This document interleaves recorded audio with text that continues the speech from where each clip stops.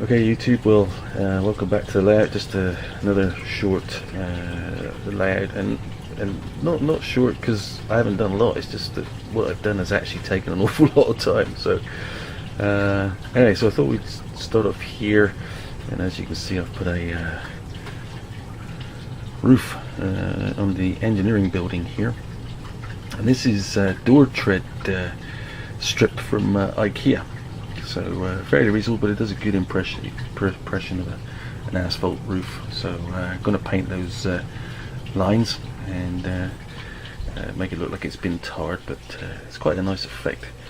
And just over here you can see I've put my Jordan spreader, my wreck of a Jordan spreader. It's not on bogies, and what I'm going to do is to block that up on some railroad ties, and then have lots of static grass going over it. Maybe put a tarp, over part of it as well, so it looks like it's ready to go to scrap.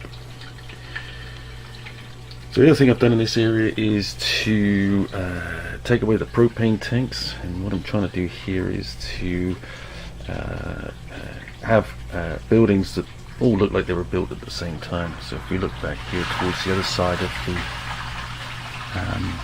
engine shed, you can see they're all red brick buildings. So again, I've just started doing this one. I'm going to weather this one up. Got a nice black background there for some of the white writing. I'm going to put on there once I've decided what the name of the industry is going to be. So yeah, looking good. And I've moved my propane tanks over to here. So what I'm going to do is to find a spot there for the propane tanks to sit and maybe run off this little spur here. Put a switch in there and then run this over so that I can then have deliveries and some more switching opportunities for the propane tanks just here. Got a lot of snow here in Alberta at the moment, so got the snow plow out, and obviously the icicle smashing boxcar that I've got to finish. So if we move down to where I've been spending quite a bit of time just recently, we can see here what I'm doing is starting to ballast the grain terminal, and again just using I'm using Scenic Express ballast, slightly different from the stuff that's on the main line, just to again reinforce the difference between the two different scales on the rail here too. So I've also started to be playing around with some from roads. So what I've got here is just using felt from Michael's, and very cheap for the Canadians. It's about $1.79. For US friends it's probably about 40 cents.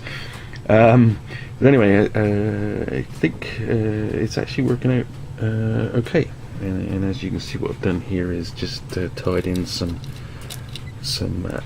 black felt, so it looks like there's been some road repair. And as the road crosses over the tracks, I've got a in-yard track, and what I've done is and what I've done here is again used floor tile grout mixed with some N-scale ballast, and I've just got to finish the crossing on that track there. But as you can see, I think it looks quite effective. And you just want to get a good shot of that. That's the one of the Olympic units, ES44 AC. Anyway, back to the layout. So here again, I've been using my static grass machine to put some scenery on here.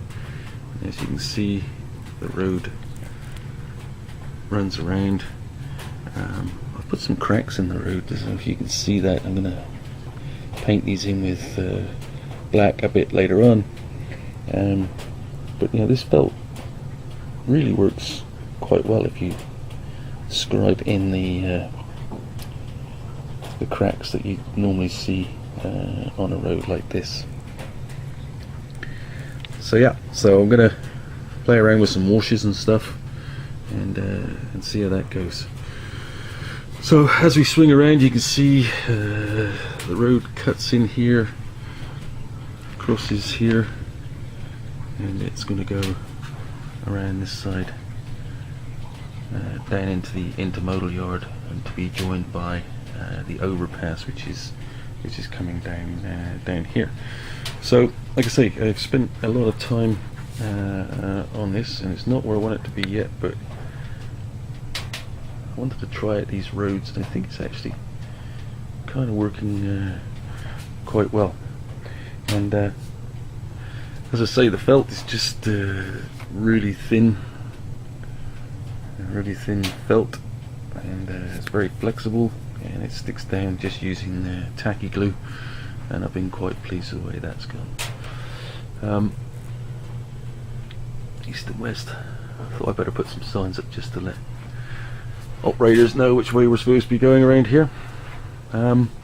And then just the final piece I think I want to share with you is, this siding that I've mentioned before.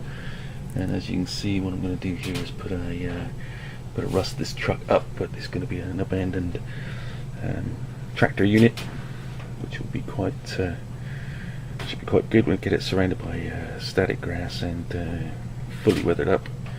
I think it should be quite good. Some great on this piece. I've still got to finish this off.